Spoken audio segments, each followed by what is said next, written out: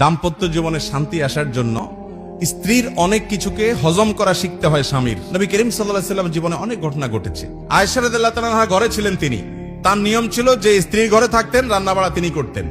অন্য স্ত্রী এক বাটি খাবার দিয়ে একটা কাজের মেয়েকে পাঠাইছেন, খাদ্দামাকে কৃতদাসীকে পাঠিয়েছেন এক বাটি খাবার দিয়ে, তরকারি দিয়ে ধরেন। তো ভালো বুড়া রান্না করেছেন, রাসূলের জন্য পাঠাইছেন।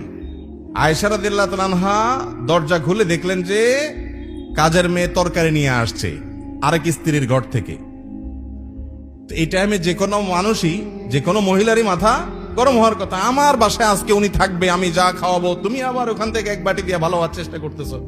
উনি বাটিটা ধরে ছুঁড়ে ফেলে দিলেন। বাটির সব তরকারি তো গেছে, বাটিও দুই টুকরা হয়ে গেছে, কাঁচের বাটি ছিল।